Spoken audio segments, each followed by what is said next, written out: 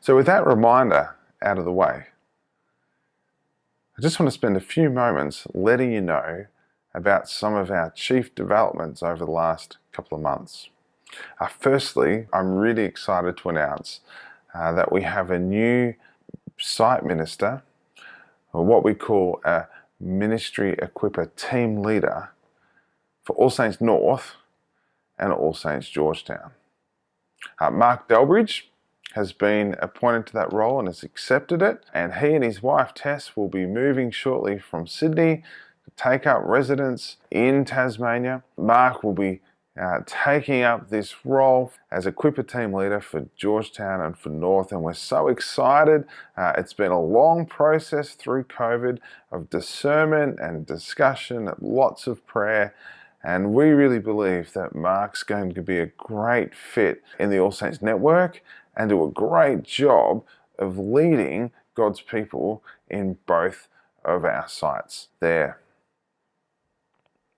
We're hoping that he will begin sometime towards the end of January, and we will commission him into that role in early February. Something to look forward to. So great to welcome Mark and Tess, so why don't I let them say a few words of their own. Hi everyone, my name's Mark. My name's Tess. And we're looking forward to coming and meeting you all very soon at All Saints North and at Georgetown.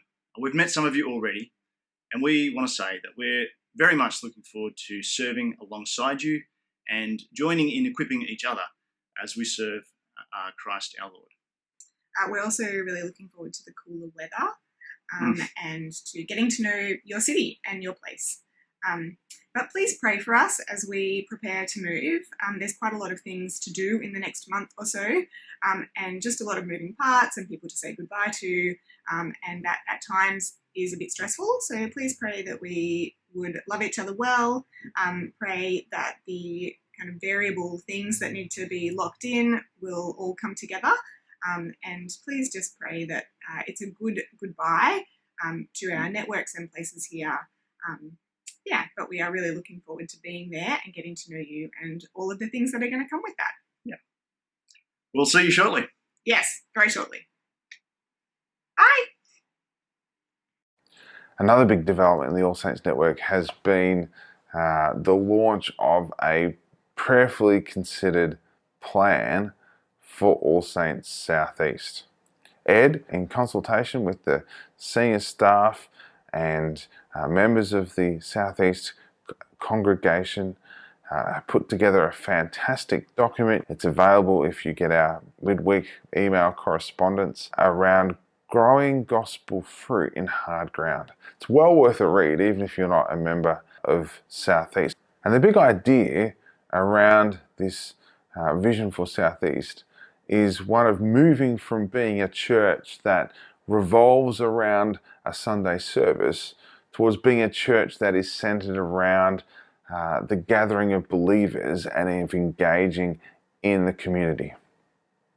One of the difficulties of traditional church at times is that we become so Sunday centric and so Sunday focused that without even meaning to, our discipleship is reduced to Sundays and our own private devotional time through the week. So what Southeast will be embarking on is a reorientating of how church life and community life as believers is structured that will enable this community engagement and mission to take place while still focusing on worship. And that will actually involve making connect groups the priority, the first priority of those who go to Southeast. Does that sound familiar? It sounds a lot like our vision for All Saints Network. It's so exciting to see, and I'll be praying, and let me invite you to be praying for Ed and for Thomas and for the community of believers at Southeast as they seek to engage, particularly around the mission of the local pub in St Leonard's and St Leonard's Primary School. The third major thing to update you on is the announcement I made regarding planned development works for the St. John's site where we gather as All Saints City. There's no denying that this church is an important historical landmark and an integral part of the social infrastructure and heritage of Launceston and the greater Launceston community. And one of the great challenges before us is protecting St. John's historic cultural heritage significance, whilst also allowing growth in ministry. It's a great building, but it's a building that has significant limitations. Limitations that hardy people who turn up each Sunday have learned to live with, have adapted to. There are a number of questions that people have expressed since that announcement.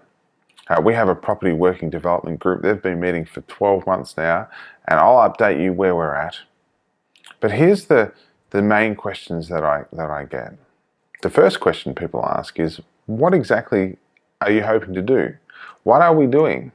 One, we are looking at the implementation of an underfloor heating system that will provide thermal comfort for everyone who worships on a Sunday and indeed uses the building throughout the week.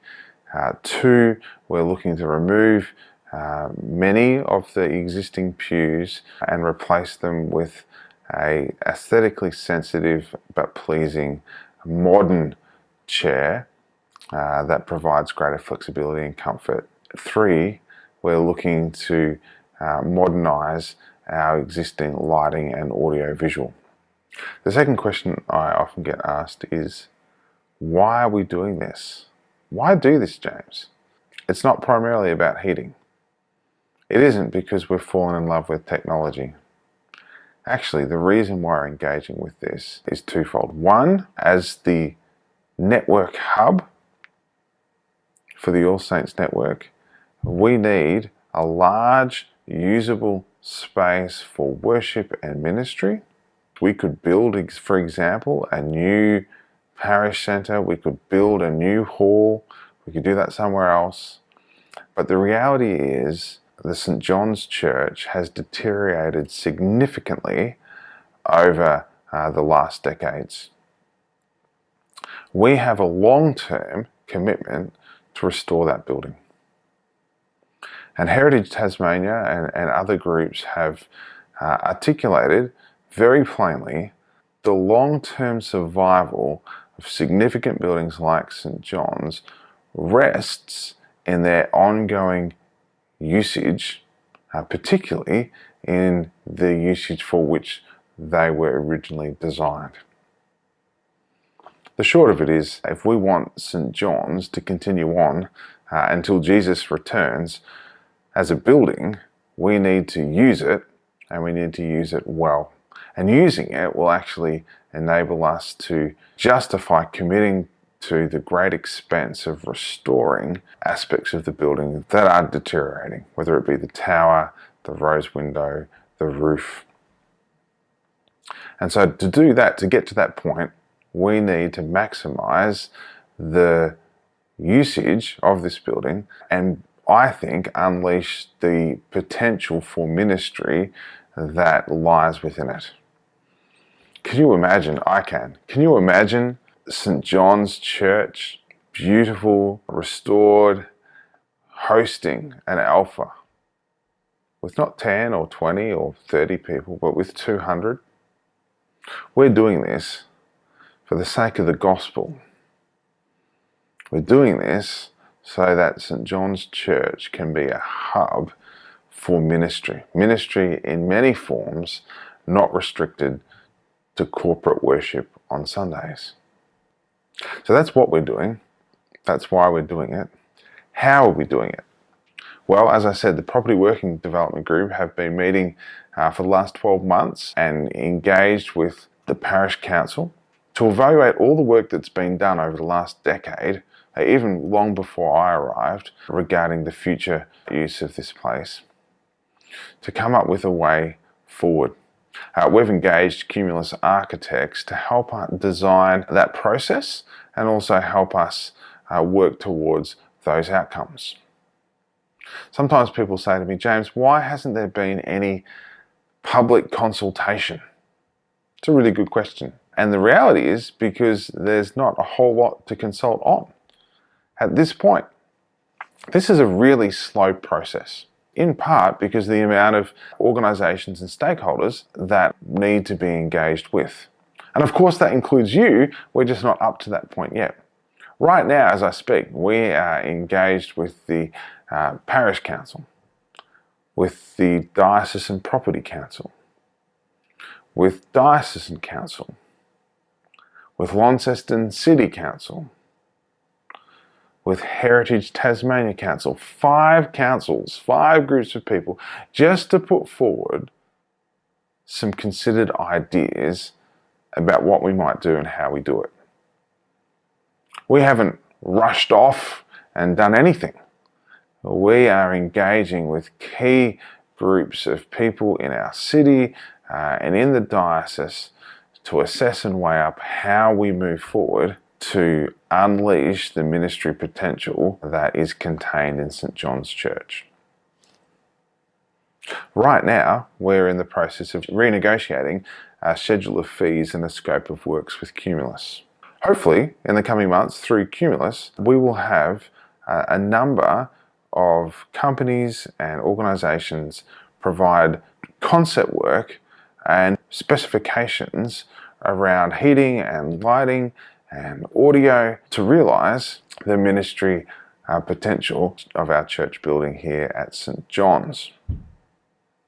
At some point, when we have something tangible, we will hold a consultation with the All Saints Network that both presents the vision of Cumulus and the works that have been put forward and enable discussion around that to help us make the best decisions we can moving forward. The other question I get asked often is, how are we going to afford it? It's a great question. Firstly, we're not going to spend money we don't have. Secondly, we're not spending money that comes from your weekly giving. We're so grateful for the generosity of God's people who have given and continue to give each week for the sake of ministry and for the sake of gospel proclamation here in Launceston. We're in it together. We couldn't do it without you. And we're not taking that weekly giving and using it in these projects. There are people, however, who have given at times significant amounts of money that has been specifically designated for the vision of All Saints, the vision of St. John's, the development of the building. We also have a large amount of capital that's coming through the coming together of the churches of Launceston to form the All Saints Network, and that has been realised through the selling of church properties under the Anglican Diocese's redress scheme. We believe that that money is money that should be invested in the future, in the future gospel ministry of Launceston. And so as we begin, we do so knowing that we have entrusted to us a sizable capital for works that will allow us to do this. We also won't know exactly what these planned projects will cost until the concepts and the performance specifications and the tenders have been realised. And when we know this, when we know how much it's going to cost to implement this project and we've got a clear idea of what it will look like and how we're going to achieve it, that's the moment where we will engage with the people of All Saints for your input as we seek to realise the ministry potential of our site here at St. John's and the building of St. John's Church. So you'll hear more from me about that in the new year, depending on how long these things take. In the meantime, keep praying for wisdom for the Property Development Working Group. Keep praying for your parish council. It's shaping up to be a significant project. So we need your wisdom. We need to gather as much information as we can. And when we can share that in a way that's helpful, we will certainly do that. The fourth key development is the development of All Saints Digital. As you know, we recently live streamed our services, not just from All Saints City, but from each one of our sites. And that's another step in the development of and utilization of technology to help bring efficiency and build unity in our church. There are many other ways that we're learning to use technology, as we have done through this year of COVID in 2020, to further gospel ministry. And we hope to continue that in 2021. In fact, we have great plans for the digital space of the All Saints network.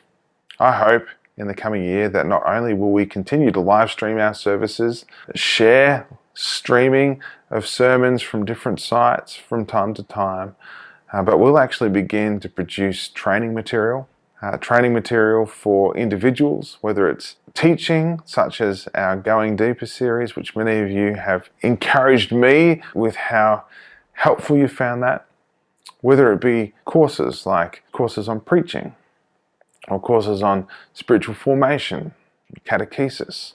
We're going to be working to develop that, interviews, trying to share the good news stories that are happening all across the network that so many of us miss out on hearing.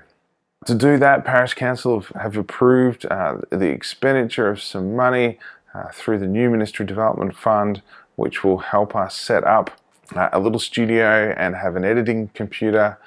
As you can see, we've worked hard through the year to improve our production values, and we believe that not only will this digital ministry equip and resource you, All Saints, as disciples of Jesus, but also can be used to encourage and resource churches beyond our immediate geographical connection. And indeed, we hope and pray one day might be used evangelistically, might be used to outreach. One of the great things about this ministry too has been the way it's engaged new people and younger people in working together to produce something for the network. All of us can agree that digital engagement isn't the same as face-to-face, but there's so much good and potential and usefulness around digital medium that it is well worth investing in as we grow as the All Saints network. You'll hear more about that in 2021.